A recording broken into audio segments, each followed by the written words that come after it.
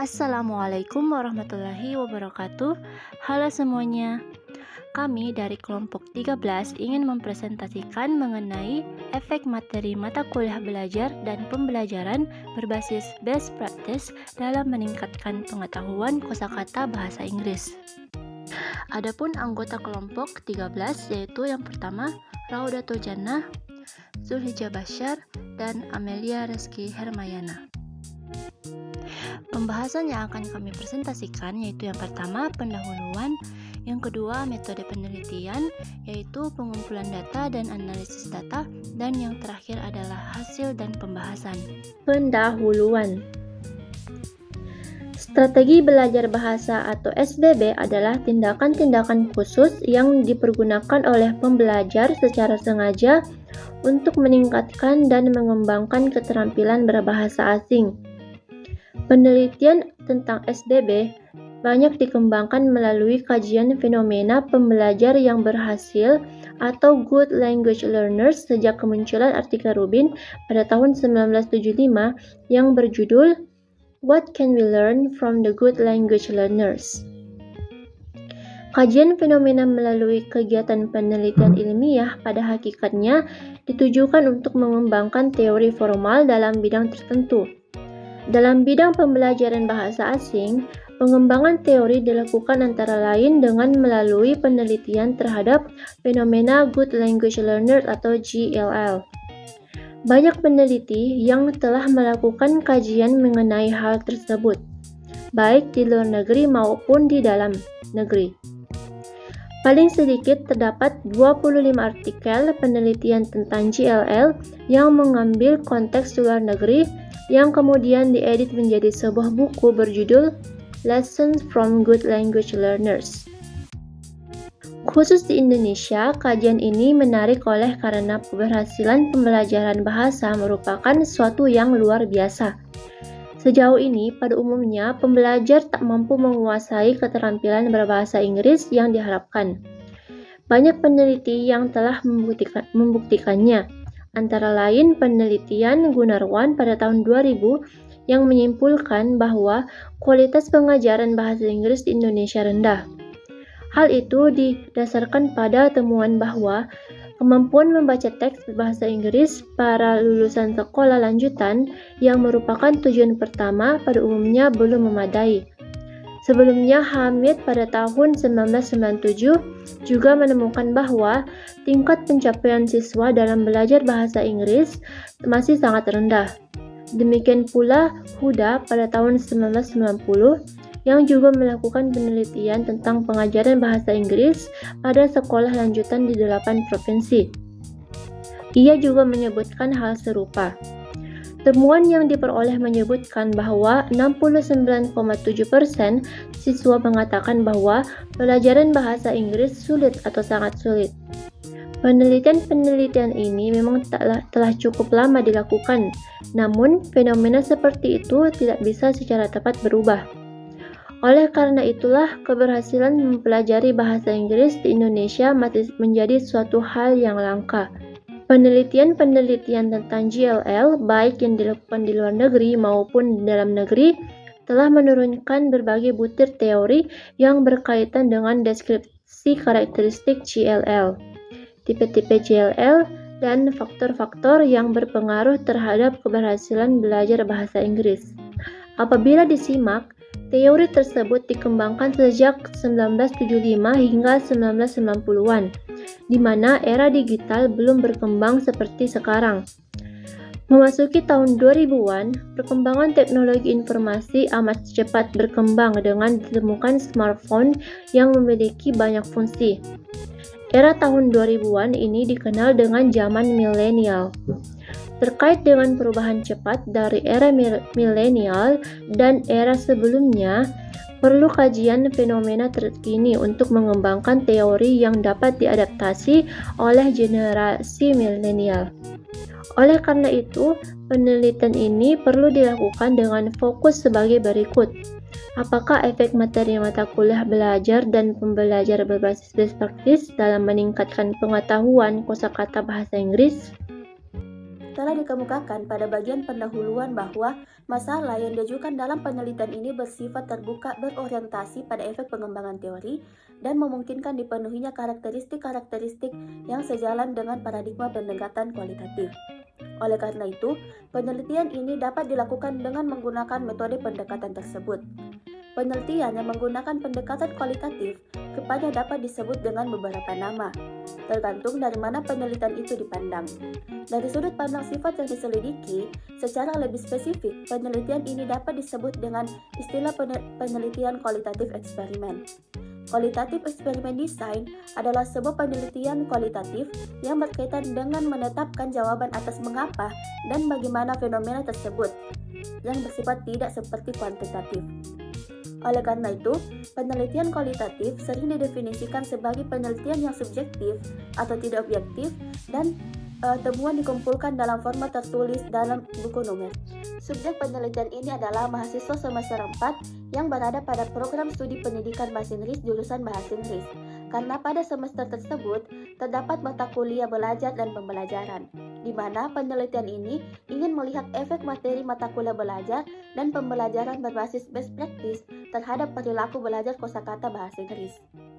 Mahasiswa semester 4 tahun ajaran 2020-2021 terbagi atas 6 kelas. Setiap kelas terdiri dari 40 mahasiswa. Cara pengumpulan data ada 3. Yang pertama adalah pemberian tes awal, yang kedua pemberian treatment, dan yang ketiga adalah pemberian tes akhir. Nah, pemberian tes awal adalah suatu penelitian kualitatif eksperimen yang dapat dilakukan dengan menggunakan beberapa macam teknik pengumpulan data. Teknik-teknik ini meliputi pengamatan, wawancara, dan telaah dokumen. Selain itu, digunakan pula teknik pemancingan data yang dilakukan dengan pemberian tes. Masing-masing teknik tersebut digunakan untuk melengkapi satu sama lain, dengan tujuan untuk memperoleh data lengkap mengenai proses pembelajaran yang mengantarkan subjek pada keberhasilan menguasai bahasa Inggris sebagai bahasa asing. Tes awal diberikan untuk melihat dan mengidentifikasi perilaku awal mahasiswa dalam belajar bahasa Inggris. Yang kedua adalah pemberian treatment. Dalam penelitian ini, diberikan juga perlakuan terhadap mahasiswa. Perlakuan atau treatment yang diberikan adalah materi mata kuliah belajar dan pembelajaran berbasis best practice, di mana perlakuan ini dilakukan sepanjang semester genap tahun ajaran 2020-2021 yang terbagi dalam 12 pertemuan. Yang ketiga adalah pemberian tes akhir. Pemberian tes dilakukan untuk mengetahui efek dari pemberian materi dalam treatment terhadap perilaku mahasiswa dalam belajar bahasa Inggris. Informasi ini diperlukan untuk melengkapi data yang berkaitan dengan kondisi latar individual subjek. Tes ini dilakukan seperti tes awal sebelumnya dengan jenis pertanyaan open-ended question. Nah, analisis data. Salah satu ciri penelitian kualitatif adalah bahwa hasil yang diperoleh dikembangkan melalui analisis data-data yang bersifat induktif. Pertama-tama, peneliti memperoleh bukti-bukti yang bersifat spesifik melalui kegiatan pengamatan wawancara dan pemberian tes awal dan akhir. Selanjutnya, bukti-bukti yang bersifat spesifik itu dikumpulkan dan dihubung-hubungkan untuk dijadikan sebuah tema. Uraian mengenai tema itulah yang kemudian disajikan sebagai hasil penelitian. Sejalan dengan ciri tersebut, penelitian ini menempuh beberapa prosedur analisis yang oleh Stratus dan Corbin disebut dengan istilah kodifikasi atau coding. Prosedur tersebut meliputi kodifikasi terbuka, kodifikasi aksial, dan kodifikasi selektif. Melalui 3 macam kodifikasi yang dilakukan secara interaktif itu mula-mula diperoleh fenomena-fenomena yang bersifat spesifik. Fenomena-fenomena tersebut kemudian dikelompokkan menjadi kategori. Nah, kategori-kategori yang ditemukan itu biasanya masih relatif, bersifat belum sempurna. Oleh karena itu, agar sempurna, perlu dilakukan penggalian terhadap properti dan dimensi yang terkait dengan kategori. Selanjutnya, kategori-kategori itu digabung kembali dan dihubung-hubungkan melalui prosedur yang disebut dengan kodifikasi aksial. Dalam kodifikasi ini, kategori-kategori dihubungkan kembali dan dihubung-hubungkan dengan menggunakan pola paradigma yang meliputi kondisi kausal, fenomena, konteks, kondisi penyerta, strategi tindakan, dan konsekuensi. Selanjutnya, dicarilah kategori inti melalui kodifikasi selektif. Kategori ini pun kemudian diangkat menjadi tema dan kategori-kategori lain yang bersifat peripheral dijadikan sebagai kategori pendukung. Kodifikasi terbuka adalah bagian analisis yang secara khusus berkaitan dengan penamaan dan kategorisasi fenomena melalui pemeriksaan data secara cermat. Dengan kodifikasi terbuka, data dipilih-pilih menjadi bagian-bagian kemudian diperiksa secara cermat serta diperbandingkan satu dengan yang lain. Untuk selanjutnya, diidentifikasikan persamaan dengan perbedaan masing-masing. Nah, untuk menunjang kodifikasi terbuka seperti itu, dilakukan beberapa hal penting. Pertama adalah mengidentifikasi fenomena-fenomena yang diduga relevan dengan fokus penelitian. Langkah ini dilakukan dengan mencetak tebal kalimat-kalimat dalam catatan lapangan yang mengidentifikasikan fenomena-fenomena itu. Oleh karena itu, dari langkah ini akan diperoleh fenomena. Selanjutnya adalah hasil dan pembahasan, di mana terdapat 2 poin yang dihasilkan dari pembahasan di atas. Yang pertama, strategi baru yang digunakan dalam menemukan kosakata baru atau menambah kosakata baru.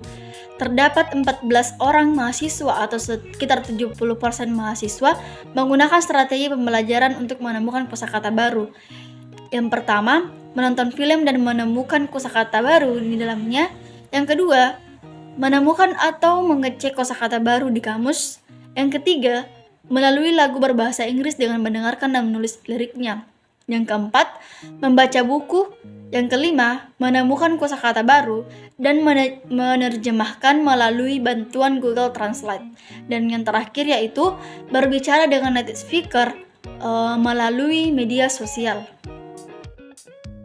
Yang kedua adalah media yang digunakan dalam menemukan kosakata baru atau menambah kosakata baru.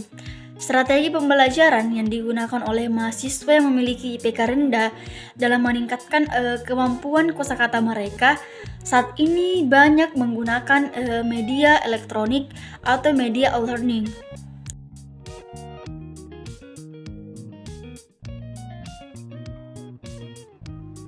Dia pun media yang bisa digunakan mahasiswa yang memiliki IPK rendah dan kemampuan kosakata mereka yaitu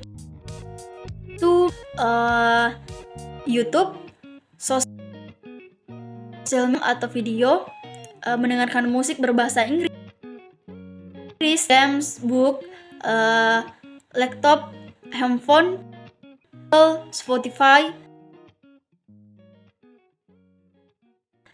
English British, dan aplikasi online lainnya.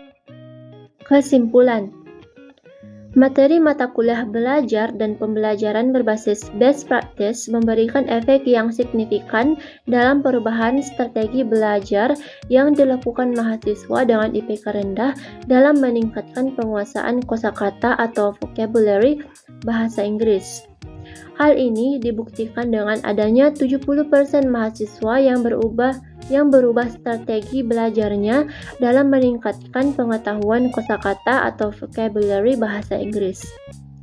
Media yang digunakan mahasiswa dengan IPK rendah dalam meningkatkan pengetahuan kosakata atau vocabulary bahasa Inggris juga mengalami perubahan. Media yang mereka gunakan antara lain YouTube, social media, film atau video, song, picture, games, book, dictionary, laptop, handphone, podcast, Google, Grammarly, Spotify, Netflix, Duolingo, TikTok, Cake Applications, English British Console Application, dan aplikasi-aplikasi online terbaru lainnya.